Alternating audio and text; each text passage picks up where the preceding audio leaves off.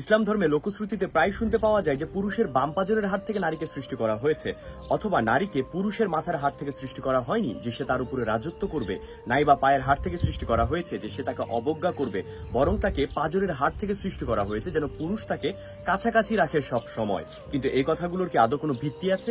আসেন কোরআন ও হাদিসের আলোকে জানি। নারীকে পুরুষের বাম পাজরের হাত থেকে তৈরি বা অন্য কোনো অঙ্গ প্রত্যঙ্গের হাত থেকে তৈরি এমন ধরনের কথা কোরআনের কোথাওই খুঁজে পাওয়া যায় না। কোরআনের চতুর্থ বৃহত্তম চ্যাপ্টার সূরা নিসা, নিসা শব্দটির অর্থ হলো নারী। এই সূরাতে আল্লাহ তাআলা নারী চিনিয়েছেন, নারীর অধিকারের ব্যাপারে জানিয়েছেন। সূরা নিসার অনেক ভেতরে যেতে হবে না, অতিরিক্ত খুঁজতেও হবে না। নারী কিভাবে সৃষ্টি করা হয়েছে সে ব্যাপারে একদম প্রথম লাইনে লেখা আছে, খলাকাকুম মিন নাফস ওয়াহিদা, অর্থাৎ তিনি তোমাদের একই নাফস থেকে সৃষ্টি করেছেন। এই নফস কথাটির অর্থ হলো প্রাণ অথবা জীবন, অর্থাৎ আল্লাহ তাআলা নারী ও পুরুষকে একই জীবন থেকে সৃষ্টি করেছেন।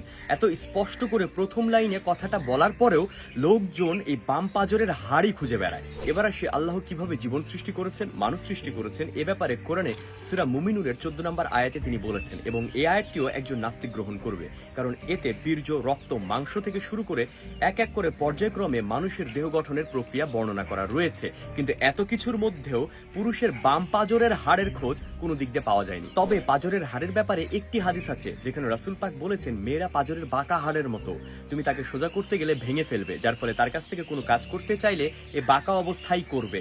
মুসলিম 1486 নম্বর হাদিস। লক্ষ্য করুন, এখানে হাড় থেকে নারী সৃষ্টির কথা বলা হয়নি, এখানে শুধুমাত্র নারীর স্বভাবের কথা বলা হয়েছে, যা ওই হাড়ের মতো বেঁকা। এখানে সৃষ্টির কোনো কথাই বলা হয়নি। এই হাদিসে শুধুমাত্র নারীর স্বভাবের কথা বর্ণনা করা হয়েছে, যার ফলে এই ধর্মকে ঢাল বানিয়ে কাউকে আমরা ছোট না করি, কারণ আমাদের ঘরে তো মা বোন আছে।